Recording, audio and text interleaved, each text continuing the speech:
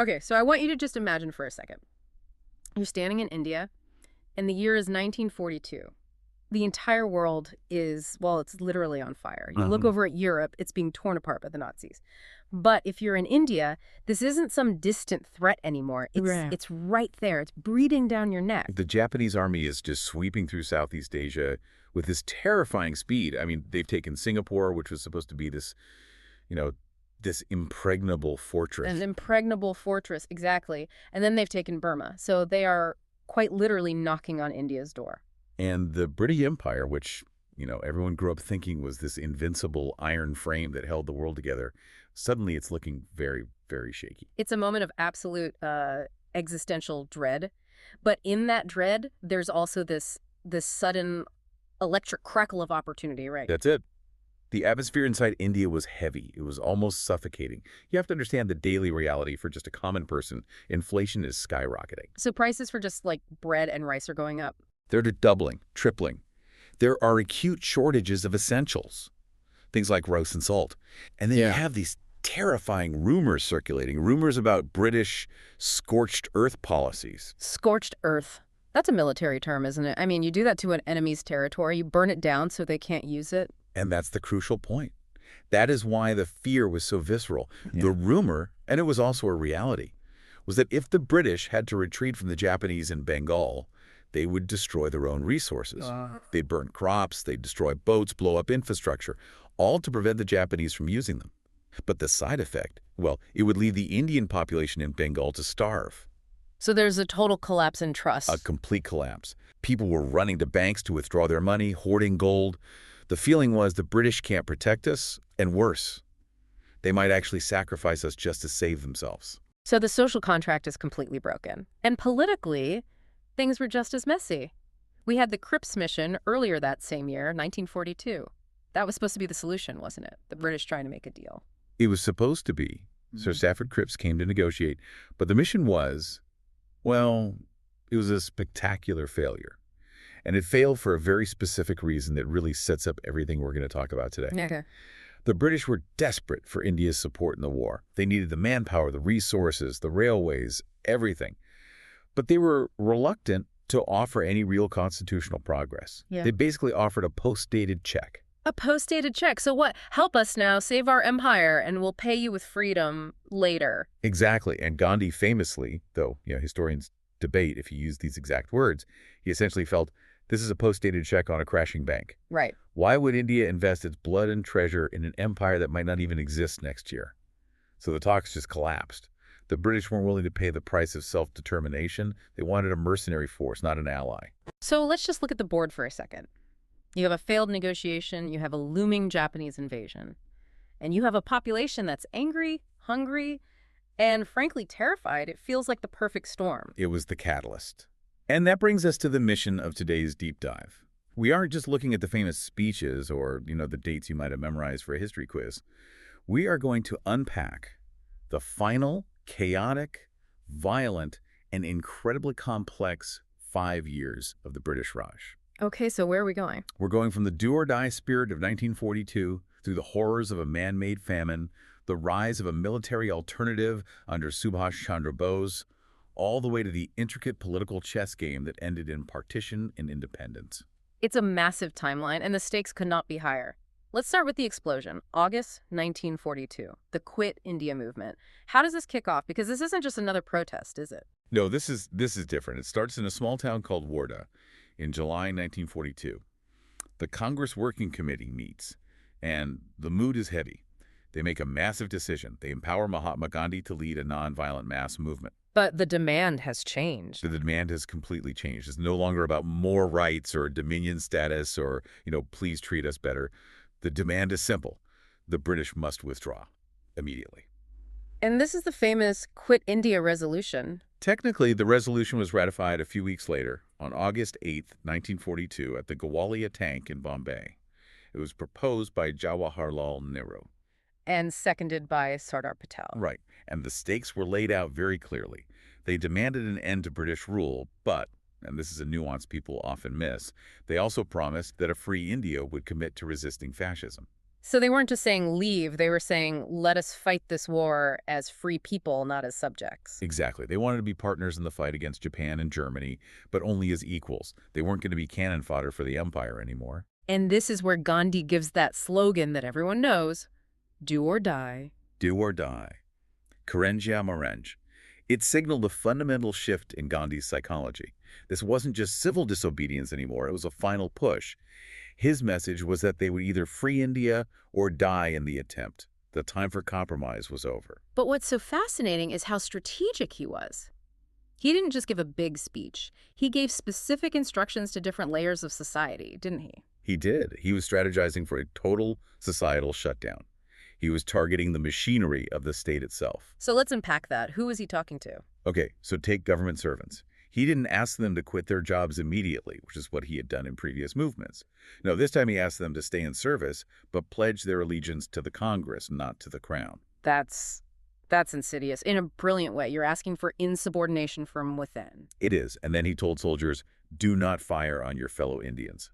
That's a direct challenge to military discipline. I mean, that is bordering on a call for mutiny. Absolutely. Then to the students, he said, leave your studies, but only if you're ready to commit fully. Don't just skip school for a day. Leave until freedom is won. And the peasants. He told them to pay rent only to anti-government landlords. If the zamindar was pro-British, don't pay. And interestingly, he told the princes, the Maharajas and Nawabs, to support the masses and accept the sovereignty of the people. He was basically telling them, your time is up too. You can't hide behind the British anymore. He was trying to dismantle the entire structure of power piece by piece. So the plan is set. August 8th, the speech happens. The energy in Bombay must have been just electric. You can imagine thousands of people, the humidity, the tension. What happens on August 9th? The British panic. Or, well, maybe not panic. They react with ruthless cold efficiency. Yeah. In the early hours of August 9th, before the sun is even up, they launch a preemptive strike. They called it Operation Thunderbolt. Operation Thunderbolt. Gandhi, Nehru, Patel, Azad, all the top leadership of the Congress are arrested in one single swoop and whisked away to undisclosed locations. The Congress is declared an unlawful association. Offices are raided, funds are frozen. So the movement is decapitated before it even really starts. That was the British plan. They thought if we cut off the head, the body will go limp. They thought the movement would just fizzle out without Gandhi to give orders. But it backfired. It backfired spectacularly. Because the leadership was in jail, the movement became leaderless. It became spontaneous. There was no one to tell the people to calm down, no one to enforce strict nonviolence. The public took over. And when you say the public took over, what did that look like on the ground? It looked like a revolution. We saw unprecedented public militancy. People were hoisting the national flag on public buildings, which was a criminal offense, but then it turned to sabotage. In eastern UP and Bihar, the source describes people blowing up bridges, removing railway tracks, and cutting telegraph lines. They were trying to physically disconnect the British administration, to cut the nerves of the empire. If the British couldn't communicate, they couldn't govern. And I remember reading about the underground activity, too. Since they couldn't operate openly, they had to go into the shadows. Exactly. This is where you see a new generation of leaders stepping up. Figures like Ramanohar Lohia, Jayaprakash Narayan, and the legendary Aruna Asaf Ali. She's the one who hoisted the flag, right, on August 9th. That's her. Right after the arrests began, she defied the police and hoisted the flag at the Gowalia tank ground. She became known as the heroine of 1942. But one of the most incredible stories is that of Usha Mehta. Ah, the secret radio. That feels like something out of a spy thriller. It really does. She established an underground radio station called Congress Radio. You have to understand, the press was heavily censored. The British controlled the narrative completely. If you opened a newspaper, you only saw what the Viceroy wanted you to see. And Usha Mehta just broke through all of that. She did. She was broadcasting news of the resistance, maintaining morale, playing banned patriotic songs.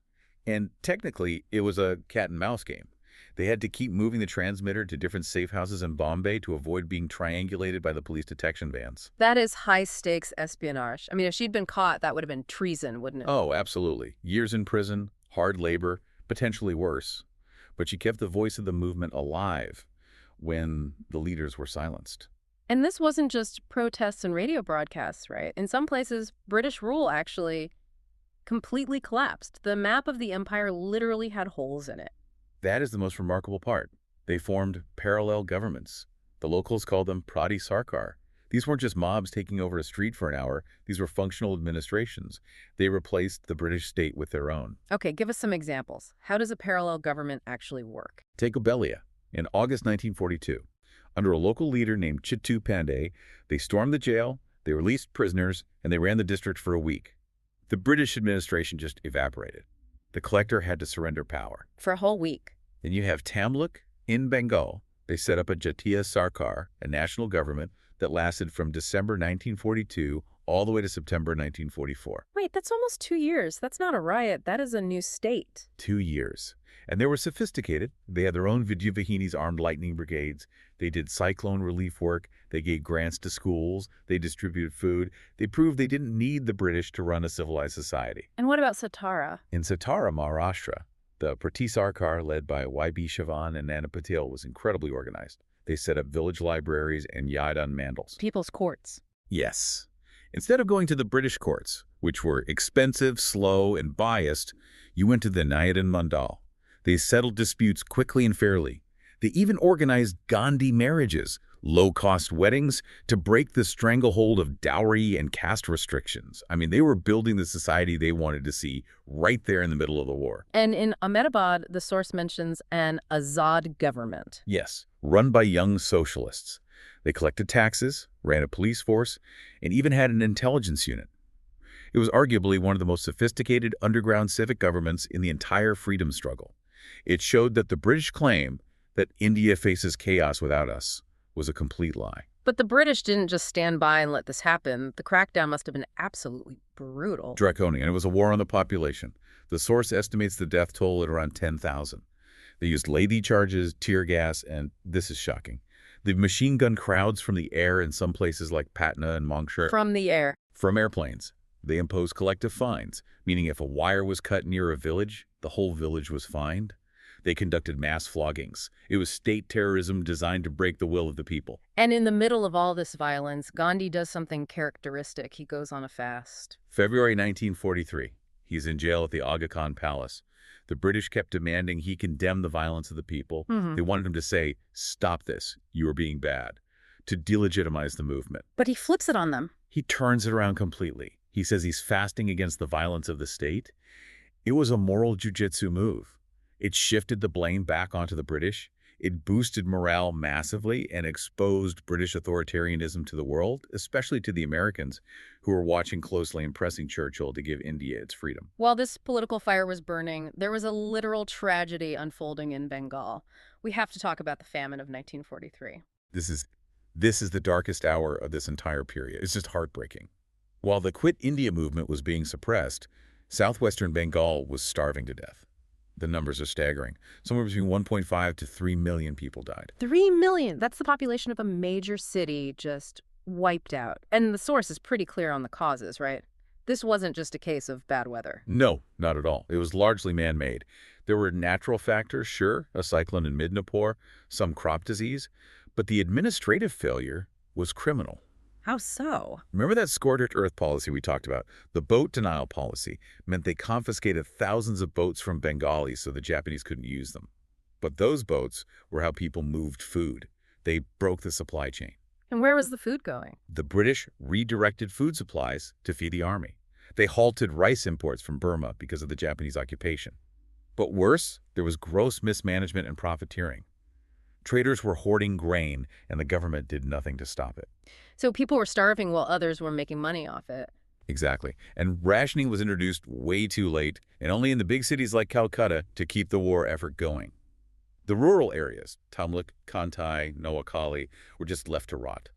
People died of starvation, malnutrition, and the epidemics that followed, like malaria and cholera.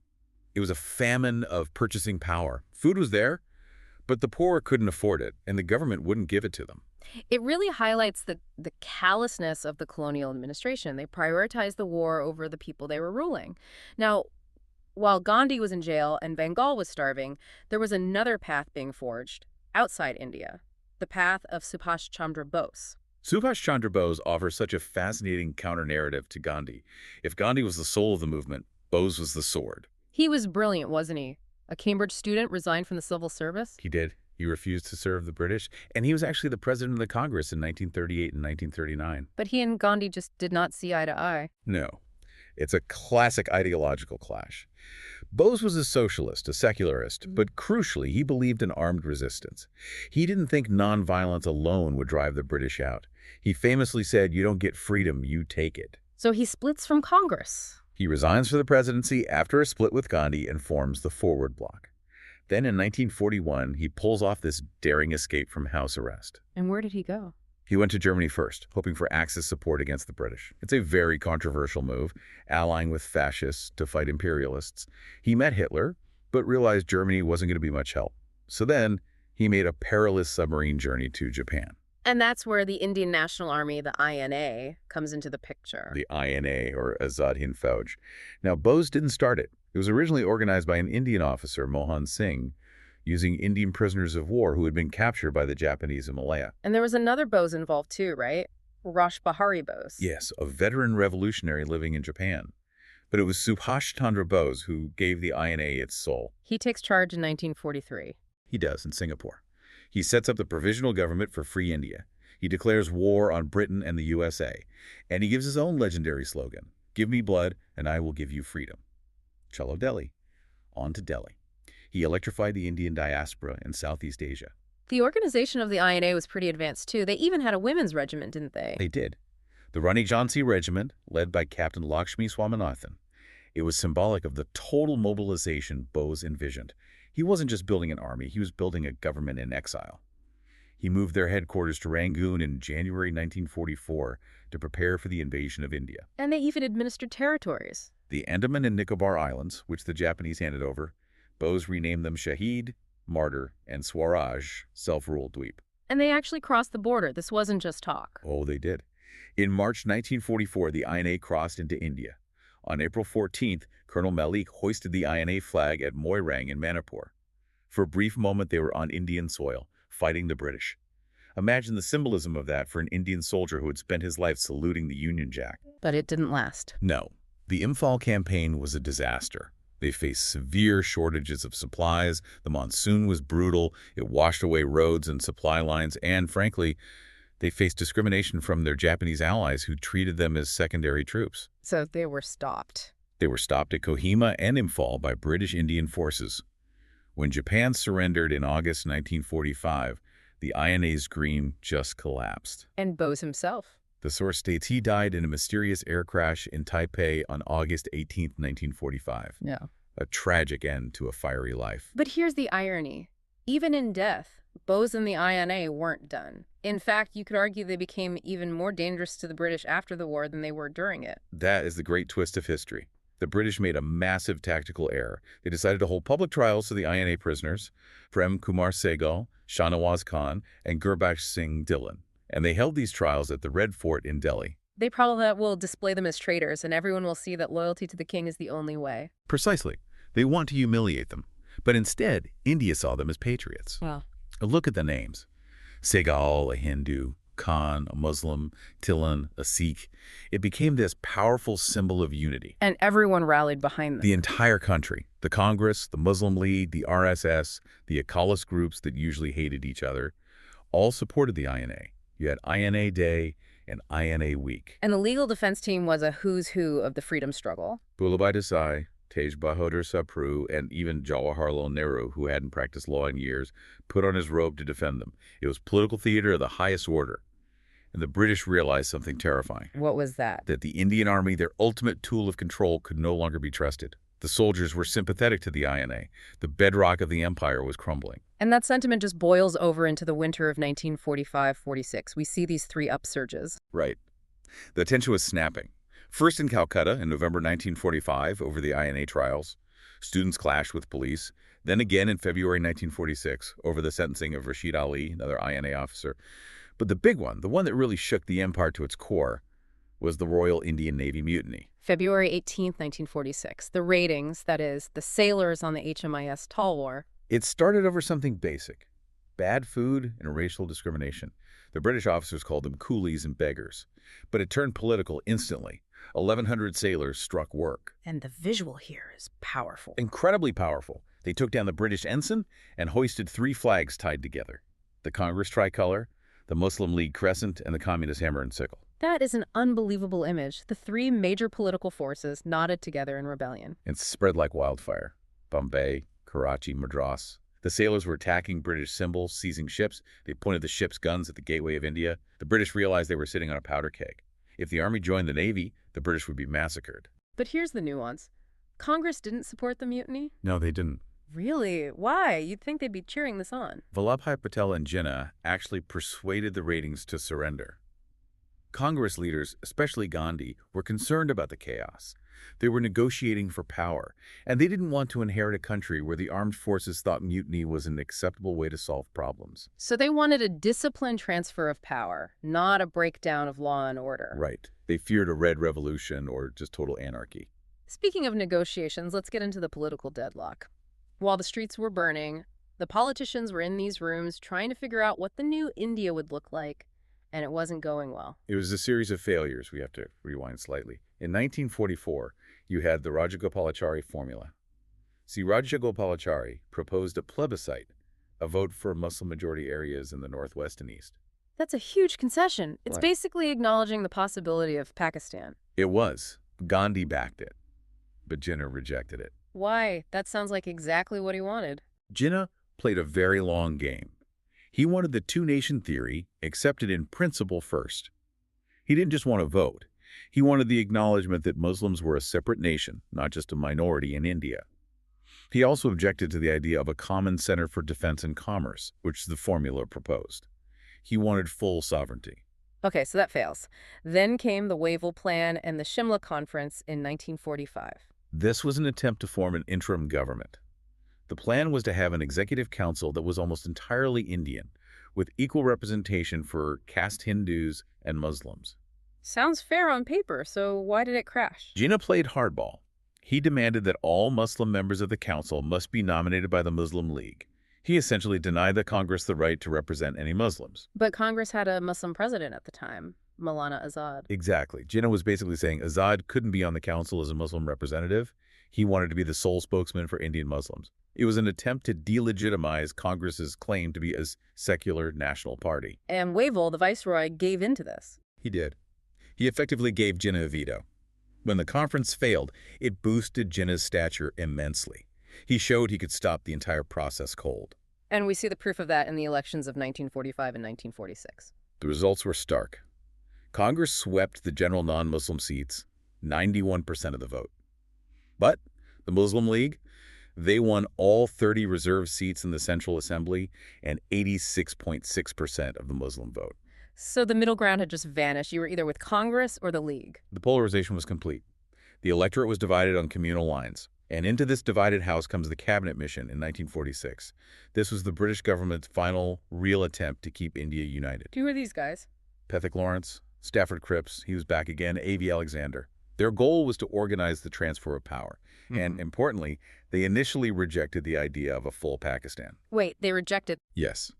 They argued that a full Pakistan would have large non-Muslim populations in Punjab and Bengal, and it would be an administrative and economic nightmare.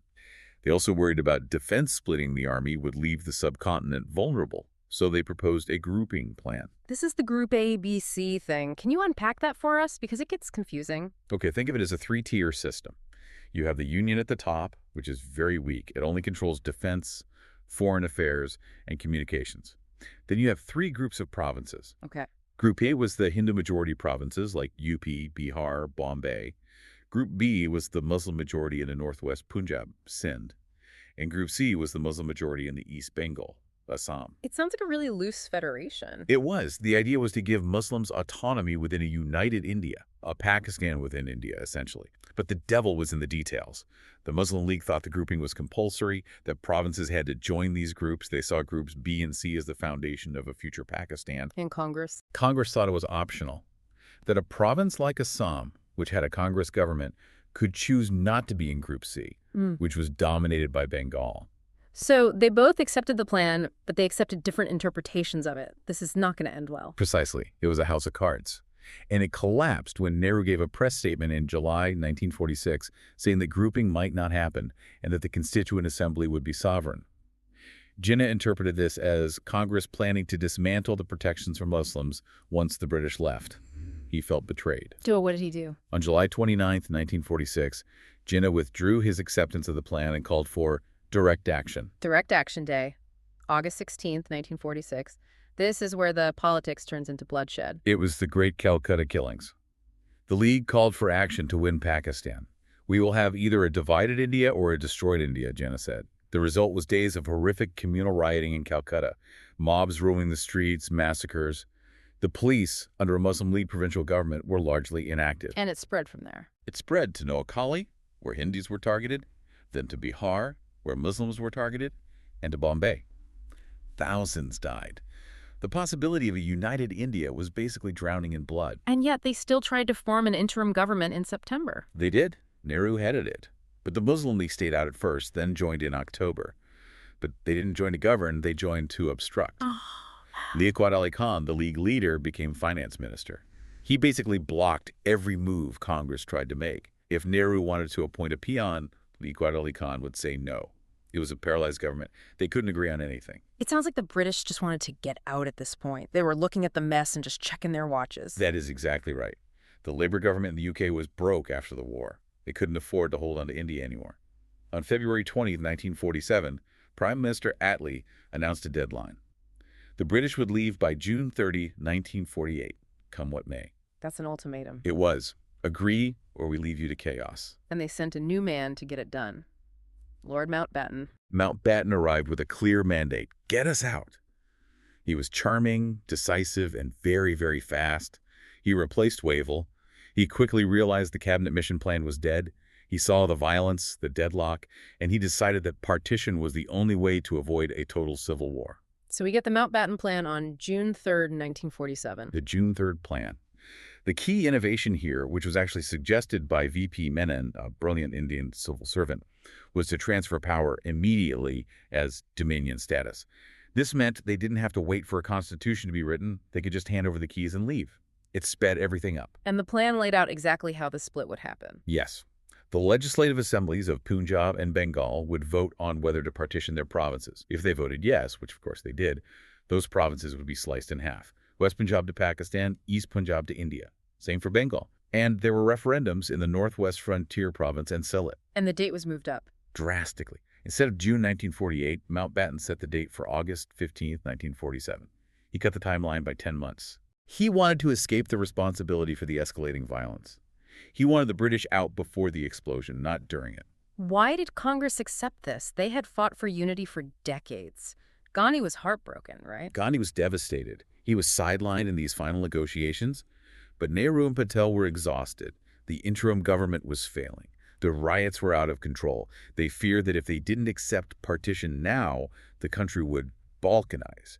It would fracture into dozens of little states. So they chose a smaller, strong India over a larger, chaotic one. Exactly. They chose order over unity. There was a Dickey Bird plan mentioned too. What was that? That was Mountbatten's earlier bad idea. He proposed making the provinces independent successor states first, and then let them decide whether to join a center.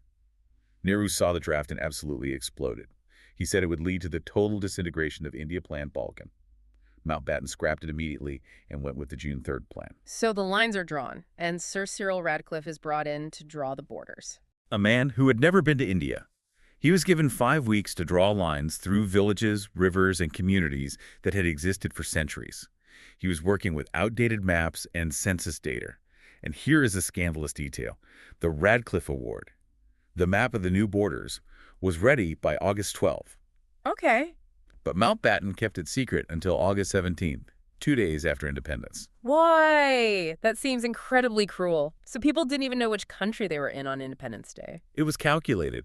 He didn't want the British to be blamed for the violence that would inevitably erupt when people realized they were on the wrong side of the line. He wanted the celebrations of independence to happen first, and the chaos to happen when it was technically India and Pakistan's problem, not Britain's. That is incredibly cynical. It was strategic, and it left a scar that still exists. Millions of people found themselves on the wrong side. The migration that followed was the largest in human history, 14 million people moving and up to 1 million dead in the violence. So August 15th, 1947 arrives. The Indian Independence Act is passed. India and Pakistan are created. Jinnah becomes the Governor General of Pakistan. Mountbatten stays on as the Governor General of India at Nehru's request to help with the transition. But the map wasn't fully filled in yet. We still had the princely states. Over 500 of them.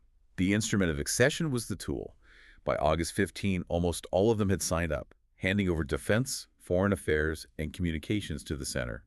This was the genius of Sardar Patel and V.P. Menon. They used a mix of diplomacy and threats to integrate these states. Except for a few stubborn ones. Kashmir, Hyderabad, Junagadh. The source notes their initial refusal. Hyderabad wanted to be independent. Junagadh, which was in Gujarat, wanted to join Pakistan. Kashmir wanted to stay neutral. But the vast majority were integrated. It was a massive feat of political engineering, stitching together a nation that many thought would fall apart. It's just amazing to look back at how the two-nation theory evolved. It didn't start as a demand for a separate country, did it? No, not at all. It was a slow burn. From separate electorates in 1909 to the widening gap in the 1920s and 30s. The source mentions that as late as 1940, the Lahore Resolution was vague. It didn't even use the word Pakistan. But by 1946, visual symbols like the green flag with the crescent were everywhere. And Jinnah's election victory in 1946 cemented it. He transformed himself. He moved from being a nationalist, remember, he was once called the ambassador of Hindu-Muslim unity, to the sole proponent of a separate state. So what does this all mean? We got freedom, but at a terrible, terrible price. We did. The unity of the subcontinent was lost. The what-ifs are haunting. What if the cabinet mission plan had worked? What if the INA had succeeded? What if the British hadn't been in such a rush to leave? That final provocative thought really sticks with me. The haste. The source emphasizes it. Mountbatten moving the date from June 1948 to August 1947. Did that rush cause the massive bloodshed of partition? By running for the exit to avoid the mess, the British may have ensured that the mess was catastrophic. And holding back the Radcliffe map? It suggests a final strategic move to absolve themselves of responsibility. They left India divided, bleeding, but free. It's a sobering thought. We often celebrate the flag going up, but we forget the fires burning in the background. We should remember the nature of the struggle. It went from the leaderless chaos of 1942, where the people led themselves, to the highly negotiated, lawyer-driven partition of 1947. It was a journey from the streets to the conference rooms, and the outcome shaped the world we live in today. A heavy but essential deep dive. There's so much more to learn, but we'll leave you with that thought on the cost of haste. Thanks for listening. Keep thinking and keep questioning.